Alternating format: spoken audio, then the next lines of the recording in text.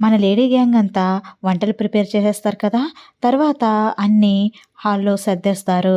ఇంకా డైనింగ్ హాల్‌లో కూర్చొని అందరూ సరదాగా కబుర్లు చెప్పుకుంటూ ఉంటారు. రిషి, వసు కూడా హాల్‌లోకి వచ్చేస్తారు. "వసు ఇప్పుడెలా ఉంది? పర్వాలేదా?" అని అడుగుతారు అందరూ. "ఇప్పుడు బాగానే ఉంది. పర్వాలేదు" అని అంటుంది. అందరూ కూర్చుని ఒకరికొకరు వడ్డించుకుంటూ సరదాగా కబుర్లు చెప్పుకుంటూ భోజనాలు చేస్తూ ఉంటారు. అంతలో ఫణీంద్ర, "మహేంద్ర, మనిద్దరం కలిసి భోజనం చేసి ఎన్నాళ్ళైందో కదా" అని అంటాడు. "అవునన్నయ్య, చాలా రోజులైంది" అని అంటాడు మహేంద్ర కూడా. "చాలా చాలా థ్యాంక్స్ మహేంద్ర, నన్ను మీ ఇంటికి పిలిచినందుకు" అని అంటాడు ఫణీంద్ర.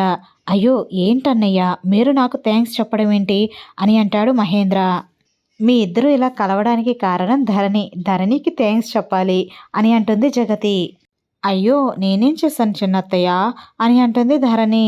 "నువ్వు ఫోన్ చేయబట్టే కదా మహేంద్ర బావగారు మాట్లాడుకున్నారు. మహేంద్ర ఇక్కడికి ఇన్వైట్ చేశారు.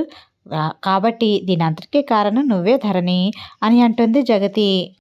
"అవునమ్మా జగతి, మహేంద్ర లేడు అని నేను బాధపడుతూ ఉంటే నా బాధని చూడలేక ధరణి ఫోన్ చేసింది. తను చాలా మంచి పని చేసింది. తను అలా చేయబట్టే మనందరం ఇలా ఇక్కడ కలుసుకోగలిగాము" అని అంటాడు ఫణీంద్ర. "అవును, దీనంతటికి కారణం మా అక్క ధరణి కాబట్టి మా ధరణి అక్కకి ఏదైనా అవార్డు ఇవ్వాల్సిందే" అని అంటుంది వసుధార నవ్వుతూ. "అవునవును, మీ అక్కతో పాటు నీకు కూడా ఇవ్వాల్సిందే" అని అంటాడు రిషి కూడా నవ్వుతూ. "బావగారు ఏం అవార్డు ఇద్దాం అనుకుంటున్నారు?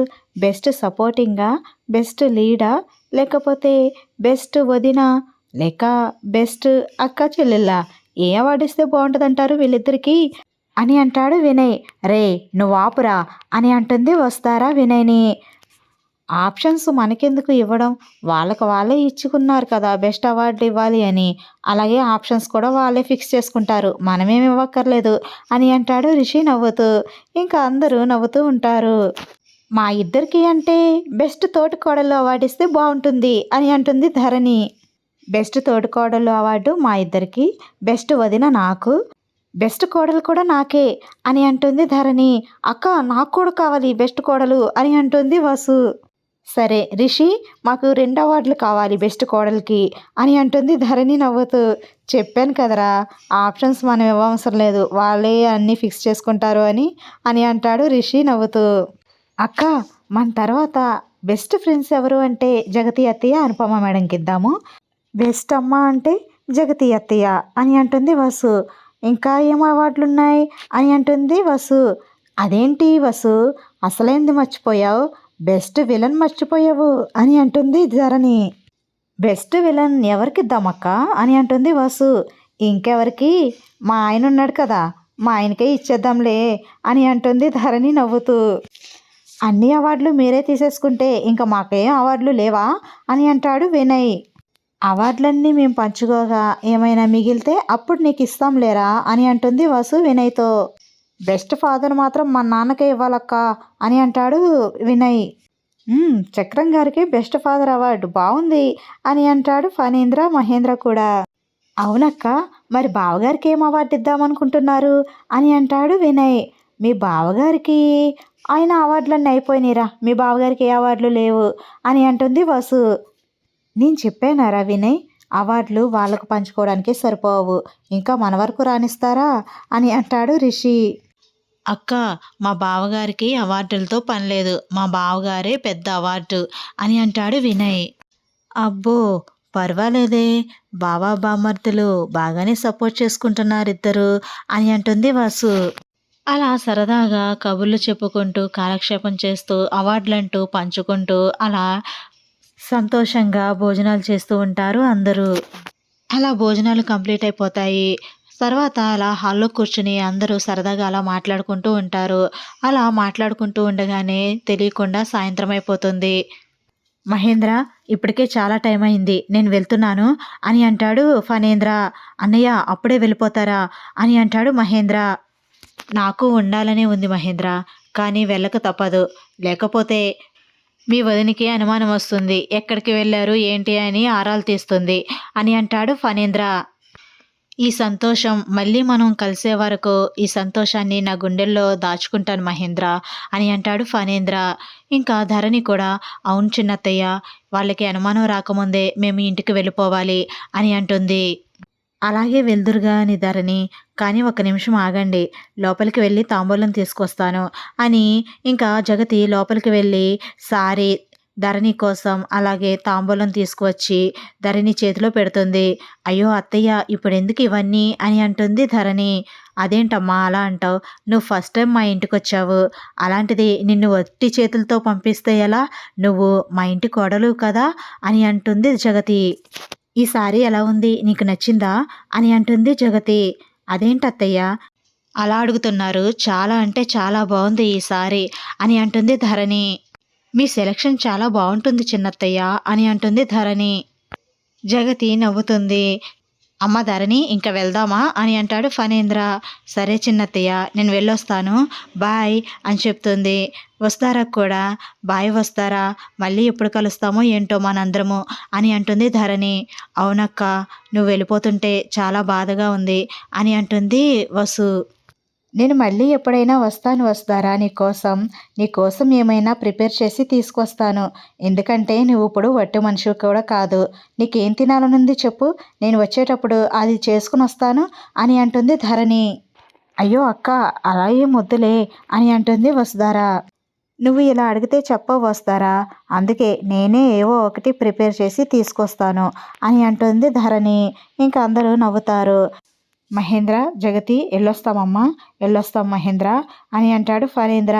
సరే అన్నయ్య బాయ్, జాగ్రత్త అని అంటాడు మహేంద్ర. ఇంకా అందరికీ బాయ్ చెప్పేసి ఫణేంద్ర ధరణి ఇంటికి వెళ్ళిపోతారు. కారులో వెళ్తూ, మావయ్య గారు ఈరోజు మనం ఇక్కడికి వెళ్ళినందుకు నాకు చాలా సంతోషంగా ఉంది, కానీ ఇప్పుడు ఇంట్లో ఏమైనా అడుగుతారంటారా మనల్ని అని అంటుంది ధరణి. వాళ్ళ మొహం వాళ్ళకి ఎలా తెలుస్తుందమ్మా, వాళ్ళేం అడగర్లే, నువ్వేం కంగారు పడకు అని అంటాడు ఫణేంద్ర.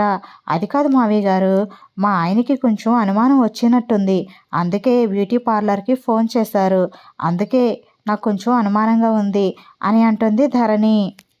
అవునమ్మా, నాకు కూడా చాలా సంతోషంగా ఉంది, చాలా కాలం తర్వాత నా తమ్ముడితో నేను గడిపాను అని అంటాడు ఫణేంద్ర. ఇంకా వాళ్ళు ఇంటికి వెళ్తూ ఉంటారు. ఒక పక్కన రిషి, వసు, జగతి, మహేంద్ర, అనుపమ, చక్రం గారు, వినయ్, మాధవి వీళ్ళందరూ కూడా సరదాగా కబుర్లు చెప్పుకుంటూ కూర్చుని ఉంటారు. వినయ్ జోక్స్ వేస్తూ కబుర్లు చెప్తూ ఉంటాడు. వినయ్ చెప్పే జోకులకి అందరూ నవ్వుతూ ఉంటారు. అలా సరదాగా గడిచిపోతుంది ఆ రోజు మొత్తం. అలా భోగి రోజు గడిచిపోతుంది. తర్వాతి రోజు సంక్రాంతి స్టార్ట్ అవుతుంది. జగతి వసు దగ్గరికి సారీ తీసుకొచ్చి, వసు ఇది నీకోసమే అని అంటుంది. థ్యాంక్ యూ అత్తయ్య అని వసు జగతిని కౌగిలించుకుని బుగ్గ మీద ముద్దు పెడుతుంది. ఏంటి కోడలి పిల్ల, మంచి హుషారుగా ఉన్నావు అని అంటుంది జగతి. ఏమీ లేదు అత్తయ్య, తల్లి కొడుకులిద్దరూ ఒకరి తర్వాత ఒకరికి నాకు సర్ప్రైజులు చేస్తూ ఉంటే సంతోషంగా హుషారుగా ఉండకుండా ఎలా ఉంటాను అని అంటుంది వసు నవ్వుతూ. అంటే నేను కూడా నీకోసం సారీ తీసుకున్నాను అని రిషి నీకు చెప్పేశాడా అని అంటుంది జగతి.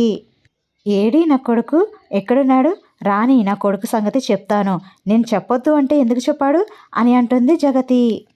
మీ అబ్బాయిని మీరు చెప్పొద్దన్నారు, కానీ మా ఆయన నాకు చెప్పేశారు, మీ అబ్బాయి గ్రేటా మా ఆయన గ్రేటా అత్తయ్య అని అంటుంది వసు నవ్వుతూ. కోడలు వచ్చిన తర్వాత ప్రతి అత్తకి ఎదురయ్యే పరిస్థితే ఇది, మీ ఆయనే గ్రేట్లేమ్మా అని అంటుంది జగతి నవ్వుతూ. అలా ఇద్దరు పక్కపక్క నవ్వుకుంటారు. ఏంటత్తయ్య కోపం వచ్చిందా మా ఆయన మీద అని అంటుంది వసు. నా కొడుకు మీద నాకు కోపం వస్తుందా వసు, ఆ విషయం నీకు తెలీదా అని అంటుంది జగతి. సరే ఇప్పటికే లేట్ అవుతుంది, ఈ సారీ కట్టుకుని త్వరగా వచ్చేయి అని అంటుంది జగతి. సరే అత్తయ్య అని వసు ఆ సారీ తీసుకుని లోపలికి వెళ్తుంది. తర్వాత రిషి కూడా లోపలికి వస్తాడు. సార్, మా అత్తయ్య గారు మిమ్మల్ని వెతుకుతున్నారు అని అంటుంది వసు. ఆల్రెడీ హాల్లో క్లాస్ అయింది అని అంటాడు రిషి నవ్వుతూ. ఓ, క్లాస్ తీసుకుని వచ్చారనమాట అయితే అని అంటుంది వసు కూడా నవ్వుతూ. మరి ఇరికించావు కదా నన్ను అని అంటాడు రిషి. అప్పుడప్పుడు అలా ఇరికిస్తూ క్లాసులు ఇప్పిస్తూ ఉండాలి మీకు అని అంటుంది వసు. అబ్బా ఎందుకో అని అంటాడు రిషి. ఎందుకు అంటే చెప్పలేము. కానీ అప్పుడప్పుడు అత్తయ్య మిమ్మల్ని తిడుతూ ఉంటే బావుంటుంది అని అంటుంది వాసు. ఏంటి ఇలా కూడా అనిపిస్తుందా నీకు? అని అంటాడు రిషి. అలా సరదా సరదాగా మాట్లాడుతూ ఉండగానే వసుకి కళ్ళు తిరుగుతూ ఉంటాయి.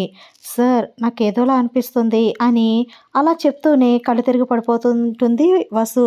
వెంటనే రిషి పట్టుకుంటాడు. ఏ వసు ఏమైంది ఏమైంది అని అలా బెడ్ పైన పడుకోబెడతాడు. ఇంకా వెంటనే డాక్టర్కి ఫోన్ చేస్తే డాక్టర్ వచ్చి చెక్ చేస్తారు. చెక్ చేసిన తర్వాత భయపడాల్సిన అవసరం ఏమీ లేదు. బీపీ డౌన్ అయింది, అందువల్లే కళ్ళు తిరిగి పడిపోయింది.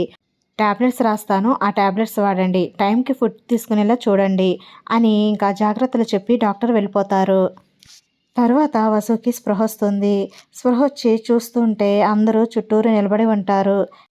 ఏమైంది నాకు అని అడుగుతూ ఉంటుంది వసు. ఏం కాలేదు, రెస్ట్ తీసుకో నువ్వు అని అంటాడు రిషి. అందరూ మరి అలా చూస్తున్నారెందుకు అని అంటుంది వసు. ఏమీ లేదు వసు, కళ్ళు తిరిగి పడిపోయావు అంతే అని అంటుంది జగతి. ఉండు, వేడివేడిగా ఏమైనా టిఫిన్ తీసుకొస్తాను తిందువు గాని అని జగతి టిఫిన్ తీసుకొచ్చిచ్చి, వసు ఈ టిఫిన్ తీసుకో అని అంటుంది. అత్తయ్య ఇప్పుడొద్దు నాకు అని అంటుంది. అదిగో వద్దు అంటే ఊరుకొని చెప్తున్నాను. నువ్వు అలా సరిగ్గా తినకపోవడం వల్లే ఇలా కళ్ళు తిరిగి పడిపోయావు. టైంకి ఫుడ్ తీసుకుని టాబ్లెట్స్ వేసుకోవాలి. ఇప్పుడు నువ్వు టాబ్లెట్స్ వేసుకోవాలి కాబట్టి కంపల్సరిగా తినాలి. ఇడ్లీ తిను అని అంటుంది జగతి. అమ్మా నేను తినిపిస్తాను ఇటు ఇవ్వండి అని రిషి తీసుకుంటాడు ప్లేట్ని. రిషి టిఫిన్ తిన్నాక టాబ్లెట్స్ కూడా ఇవ్వు అని ఇంకా అక్కడి నుండి అందరూ వెళ్ళిపోతారు హాల్లోకి. ఇంకా రిషి టిఫిన్ తినిపిస్తూ ఉంటాడు. సార్ చాలు సార్, నాకు ఎక్కువ తినాలనిపించట్లేదు అని అంటుంది వాసు. అలానే అనిపిస్తుంది కానీ తినాలి, తినకపోతే నీరసం వస్తుంది, నీరసం వచ్చి కళ్ళు తిరిగి పడిపోతున్నావు. చూసావా నాకెంత టెన్షన్గా అనిపించిందో తెలుసా? సరదా సరదాగా మాట్లాడుతూనే ఉన్నావు, అంతలోనే కళ్ళు తిరిగి పడిపోయావు. నేను ఎంత టెన్షన్ పడ్డానో నీకేం తెలుసు వాసు అని అంటాడు రిషి.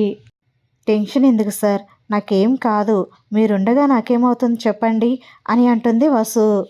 నీకు అలానే అనిపిస్తుంది వాసు, కానీ నువ్వు అలా కళ్ళు తిరిగి పడిపోయేసరికి నాకు వణుకు పుట్టింది తెలుసా? అసలు ఏంటి ఇలా అయిపోయింది అని చాలా టెన్షన్ పడ్డాను అని అంటాడు రిషి. చచ్చిపోతానేమో అనుకున్నారా అని అంటుంది వసు. ఏయ్ ఇంకోసారి ఆ మాట నీ నోటి నుంచి వచ్చిందంటే నేనే చంపేస్తాను, ఇంకోసారి అలా మాట్లాడావంటే అని అంటాడు రిషి కోపంగా. ఎందుకంత కోపం, ఏదో మాట వరుసగా అన్నాను అని అంటుంది వసు. మాట వరుస కూడా, ఆ మాట ఇంకెప్పుడు అనొద్దు అని అంటాడు రిషి. నువ్వెప్పుడూ నన్ను ఆట పట్టిస్తూ నాతో గొడవ పడుతూ నా చుట్టూ తిరుగుతూ ఉండాలి, అలానే ఉంటాము కూడా, అంతేగాని నువ్వు పిచ్చి పిచ్చిగా మాట్లాడకు అని అంటాడు రిషి. అలా మాట్లాడుతూ వసుకి టిఫిన్ తినిపిస్తూ ఉంటాడు రిషి. రిషి తినిపిస్తూ ఉంటే వసు అలా ప్రేమగా రిషిని చూస్తూ ఉంటుంది తింటూ. సార్ అని అంటుంది వసు. ఏంటి అని అంటాడు Rishi. I love you sir అని అంటుంది వసు. ఇంకా రిషి నవ్వుతూ ఐ లవ్ యూ టూ వస్తారా అని అంటాడు. అలా టిఫిన్ తినిపించేస్తాడు వసుకి రిషి. తర్వాత టాబ్లెట్ కూడా వేస్తాడు.